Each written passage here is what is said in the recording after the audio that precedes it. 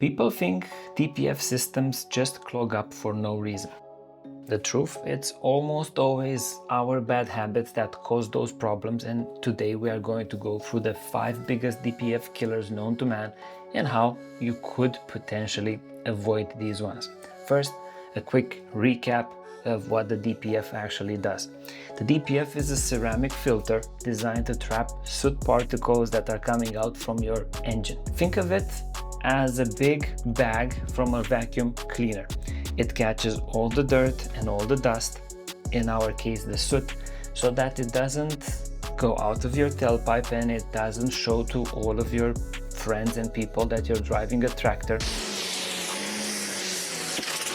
and you don't care if they get cancer or not. When that bag gets full, the system heats itself up to a gentle 600 degrees Celsius and slowly and gently burns that soot. It's a process called regeneration. It doesn't happen instantaneously, but it does the job and it works quite well. Back to the DPF killers, back to the things that you need to know about. Short trips and city driving. The DPF needs long runs at high temperatures to regenerate properly. Realistically, from a number perspective, it needs 600 degrees in the exhaust for 20 to 30 minutes in a drive cycle for those things to happen. Start-stop driving around town will not allow for those temperatures to actually happen, and the result is incomplete regeneration and soot building over time.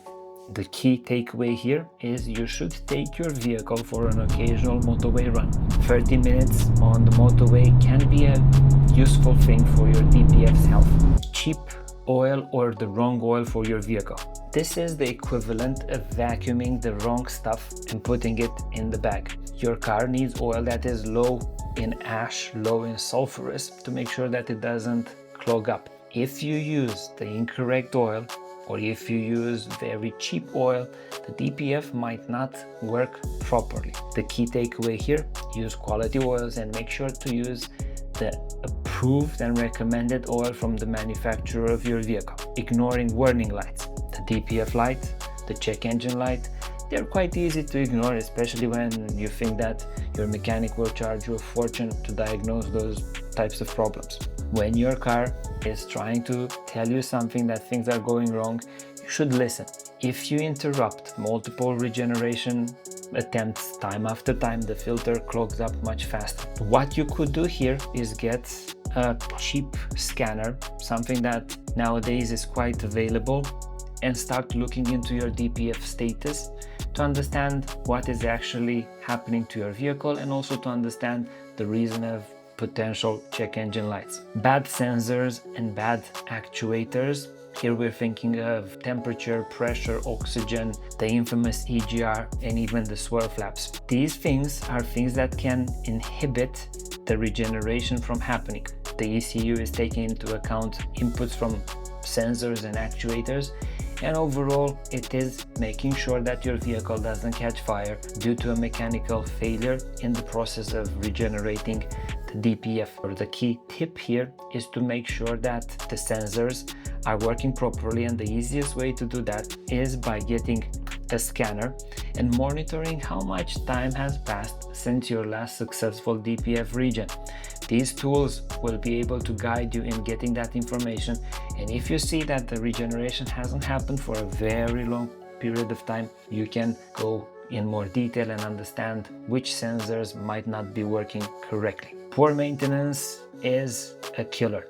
Skipping services, running cheap fuels, ignoring injector or turbo problems. All of these will add up, and all of these are direct causes for extra soot in the exhaust. Even small things like rubber seals on the air intake, splits in the pipes, to more expensive things like faulty glue plugs, these will contribute to the overload of the DPF. Remember, the DPF itself is usually the victim of what is happening upstream in the engine. It's not itself the cause of your problems. To fix this, you need to be on top of the maintenance and on top of monitoring the health of your vehicle. The DPF has also the downside that it is masking things that in the past would be clear signs that something is wrong in your engine. So things that in the past would generate a lot of smoke when accelerating, now the DPF is covering those types of faults and you're not seeing them, but they are still happening and you should make sure that they are not. Okay, a bonus tip.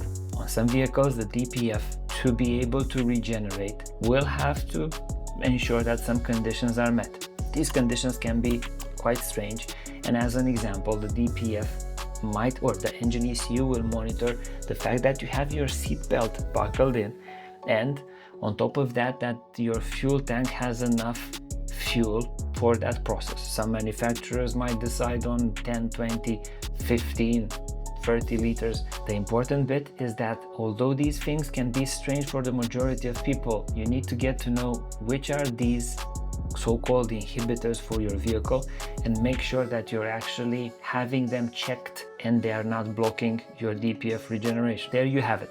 Short trips, bad oil, ignoring warning lights, faulty sensors and poor maintenance. These are all big killers of your DPF.